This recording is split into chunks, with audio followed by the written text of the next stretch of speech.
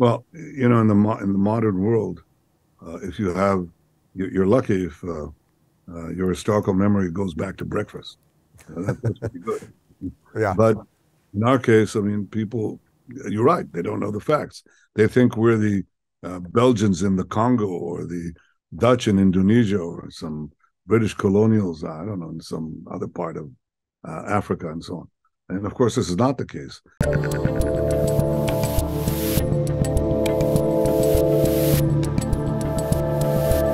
How much of the mishigas, there's a word for you, of the Middle East is just people not really understanding the history? I've heard you talk about the history of Israel many, many times, but people not understanding that when you talk about Judea and Samaria, which we now know as the West Bank, Judea, Jews used to live there. Bethlehem, that's where Jesus lived.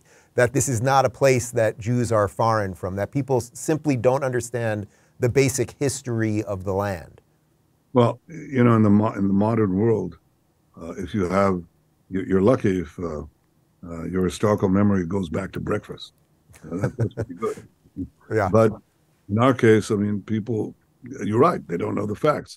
They think we're the Belgians in the Congo or the Dutch in Indonesia or some British colonials, I don't know, in some other part of Africa and so on. And of course, this is not the case. As you say, Jews came from Judea. King David, it's been our homeland for 3,500 years. 3,000 years ago, King David proclaimed Jerusalem as our capital. The events described in the Bible occurred for a period of about 2,000 years, actually less, but about 1,500 years, until the birth of, just before the birth of Christianity. Now, where did that happen? Where did Jesus turn over the tables of the money changers? It wasn't in a temple in Tibet. It didn't happen next to Joburg in South Africa. It happened right there in Jerusalem. And what language did Jesus speak? He spoke Hebrew, and he spoke Aramaic. He probably wrote in Hebrew and so on. His name is a Hebrew name.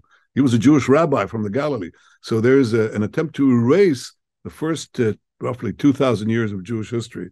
It didn't exist. The Jews were not there. Well, we are the original natives of the land. And actually, we were dispossessed. All these conquerors, people who conquered us, the Romans, and before them, the Greeks, and after them, the Byzantines, and so on. None of them displaced us. Actually, the displacement of the Jews from their homeland took place in greater numbers and in significant numbers after the Arabs conquered the land in the 7th century. Okay, so it's not, the Arabs were the ones who expropriated the land from the Jews, and the Jews didn't just expropriate it from the Arabs. Well, that happens. So what, you're going to go back now 1,300 years to the 7th century? The Arabs came in, they lived there, it's their land. No, that's not what happened. The Arab conquest didn't populate the land. They didn't build new cities except one, communities, one called Ramla. Everything else was left barren. And they too were displaced by other conquerors, the Mamluks, the Ottomans, the British at the end. I won't get into that. But a succession of empires governed this land, and it was nothing. It wasn't the homeland of anyone except the Jews, who never gave up the dream of coming back to there. And over the centuries, Jews would pray, next year in Jerusalem, next year in Jerusalem. And it was only in the 19th century when a modern Moses emerged for our people. His name was Theodore Herzl. He was 36 years old, and he worked only for 8 years. That's it. For 8 years, a giant of history, because he died young at 44.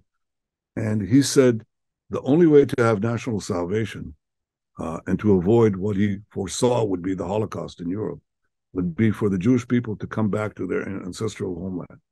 That return that began in the latter part of the 19th century brought the land back to life. And as we were bringing it back to life, there were people living there, but very few. But there was a great influx that came in as a result of the Jewish return, influx of Arabs who came in for better wages, for the factories, for the hospitals, for the farms that the Jews built. That attracted many Arabs. They now call themselves Palestinians. They say, we've been here for thousands of years, from the time of Jesus. No, they weren't. We had a verdant homeland when the Jews came here in the 19th century. No, you didn't. Mark Twain will attest to that, and hundreds of others. Yeah. Nothing. You had nothing there. We came back to our ancestral homeland, rebuilt it, accepted our Arab neighbors, but they refused to have ours, and they still refuse. So if you want to understand the justice of the Jewish case, is we never gave up our claim to our homeland. We are the native owners of the land. We are the ones who have every right to live there, having been dispossessed from it, first of all, by Arabs, but we don't want to dispossess the Arabs themselves. They're the ones who refuse to do it. And if you ask me, what is the persistent obstacle to having an Israeli-Palestinian peace, as opposed to an Israeli-Arab peace, which we're achieving, it's the persistent Palestinian refusal to recognize a Jewish state in any boundary. That's the problem. And because that's not going to be resolved right away, I say, go to the Arab world, get these extraordinary agreements with the Arab countries. And the greatest prize would be, without a doubt, Saudi Arabia, which would effectively, peace with Saudi Arabia would effectively end the Arab-Israeli conflict. And then do your damnedest to get the rejectionist leadership in the Palestinian world, Palestinian society, to accept the right of the Jewish people to have a state of their own. And then I think we can have a solution to the Israeli-Palestinian conflict. But I think that's going to be the order. I had to change a perception that had been ingrained in the minds of the experts and the foreign mavens, and you name them, for close to half a century. I simply challenged it. And the think tank people in D.C. probably were not that thrilled with you. The think tank people in Tel Aviv weren't thrilled with me. And basically, I have an idea that all think tanks and many diplomats are all produced in a secret plant 30 kilometers west of Luxembourg. And then they're sort of dispatched to all the the bureaucracies, the foreign policy bureaucracy of the world. And they just chant this thing. The Palestinian conflict is the center is the core of the conflict, always in the singular. In the Middle East, no, it's not. The only way that you can solve it is for Israel to become so weak that it couldn't defend itself. No, it's not. There's not going to be peace with the rest of the Arab world if you don't solve the Palestinian-Israeli conflict. No, it's not. But, if you vest yourself in this nonsense for decades, it's very hard to detach yourself from it. And so I always find it interesting how it sort of mainstreams itself in a bizarre sense. So, for example, Rashida Tlaib, our congresswoman in Michigan, who I have no doubt you're not a big fan of. I think maybe she was even banned from Israel at one point. She'll every December she wishes Jews a happy Hanukkah, but at the same time she doesn't want Jews living in the place that is the story of Hanukkah. Does she know about the hills? Probably about 2 miles from you right now. Happy Hanukkah. Hanukkah was celebrated the victory of the brave Maccabees against one of the conquerors of our land, actually 2,200 years ago, roughly 2,200 years ago, 2,200 years ago. Jews were fighting for their freedom against basically the Seleucid Empire, which was based in Syria. It's named after one of the generals of Alexander the Great, who actually had a positive attitude towards Jews, but his inheritors didn't. And one of them wanted to wipe out the Jewish religion, and Jews rebelled.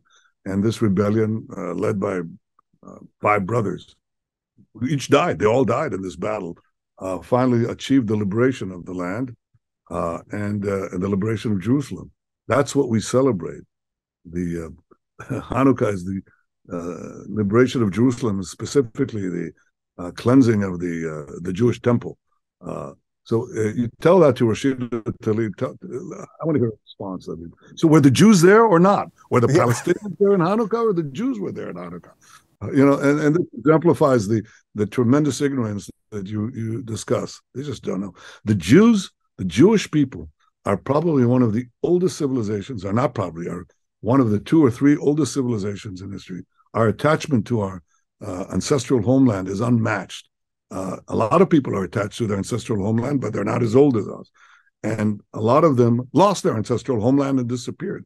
We're the only ones who who were kicked out of it, expelled from it, and said, we're going to come back. And we came back, defying the odds of history, achieved this miracle, built this extraordinarily modern, successful state.